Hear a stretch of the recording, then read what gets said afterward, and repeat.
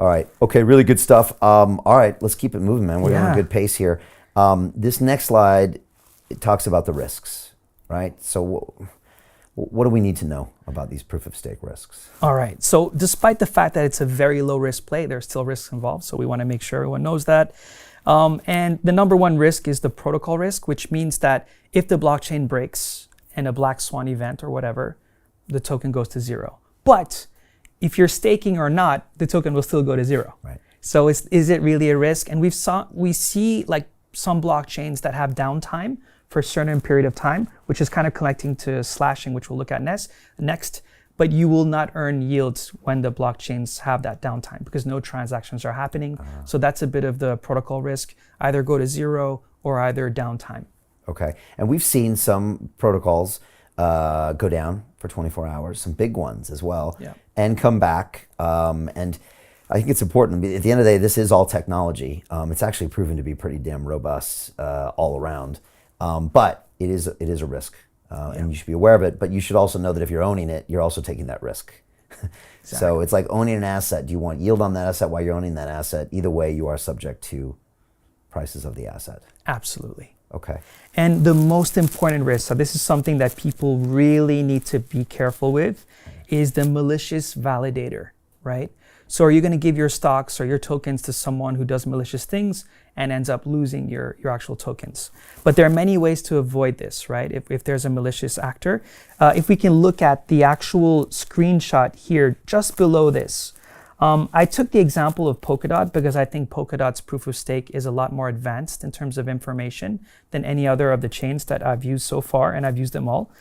And what you can see here is, number one, if we look at on the left side where we have the validator names, you can see that green circle, right? That little chain. Yeah. Those are people who have done some sort of KYC. So they provided the link to the URL to their website, to their email addresses. So it's already like a KYC proof of you're not just this random guy who's coming on our chain. Okay. All right. So you have to evaluate kind of each validator. And then this is a way of kind of doing your 5 T's on a validator. And you can see. Absolutely. Yeah. So you have to look at that. And then there's another one on if you see the little icons on the top of this, you have oversubscribed. Yeah. So oversubscribe means they can't take your money. So you don't want to delegate your tokens to them. And then one thing that's really important here, Brian, so if I'm looking at the validators here, which one is the sexy one, right? So we already know that the first two, they have that red icon, that Bordeaux maroon icon, which means they're oversubscribed. So we're not going to use them. However, I really like Cypher Labs because Cypher Labs are not oversubscribed. Their identity is verified. And on top of that, they have 5,000 DOT staked already of their own stake. So they have skin in the game. So here, again, we need to look a little more deep into this, and the commission's only 3%. So that, just to do it very roughly, actually I go deeper than that, but just to give a rough idea to choose the right validator to avoid the malicious guy. Girl. This is interesting. I guess this is why you also might want someone to be helping you with this, right?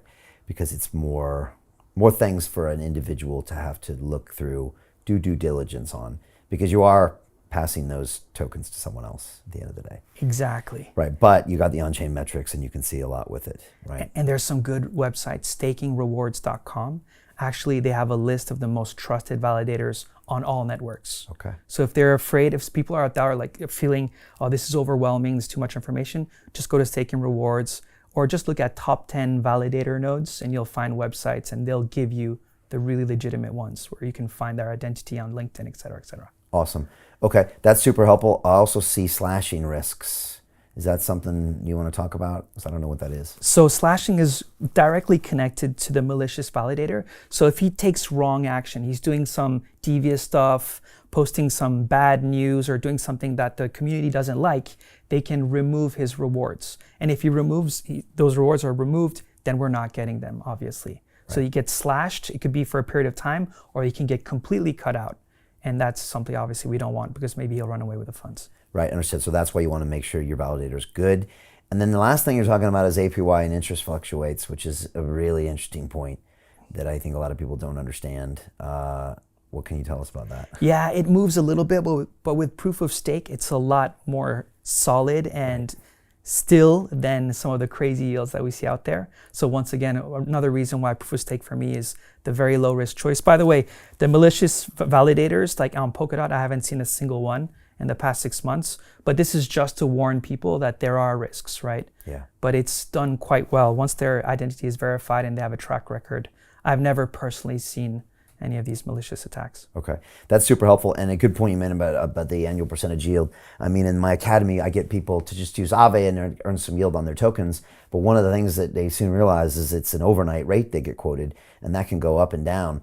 With staking, you're typically locking those tokens up for periods of time, which means you're getting that yield for that period of time. So it's a little bit more certain the rate that you're going to get back on those tokens, right? Absolutely. Which is important in itself. And one of the things I'm hoping that's going to occur in the blockchain is a whole yield curve existing in the blockchain, to where, you know, in the U.S. dollar and treasuries, it's normal. I know that what I have to pay if I want to borrow $1 for a month, a year, 10 years, or 30 years. It's the U.S. Treasury yield curve. But in crypto, it's such a new industry now that people just usually quote overnight APYs, and there's not much of a locked-in rate for yields, but there is for proof of stake. So. Good. Okay. Really important. I know we're gonna also cover stablecoins today, but is there anything we need to kind of, I guess, finish up when we just kind of close out proof of stake, or final thoughts or action steps for people? Yeah, I think, if you are new to this space, or even if you want to allocate a significant amount of funds, it's low risk, of course, a little bit lower returns than farming or AMM pools, but the risk is so low, and the market, the timing right now really makes it sexier, right? So that's why I thought today, for the community watching out there, they really need to understand this a bit more in depth, and I think there are great opportunities out there.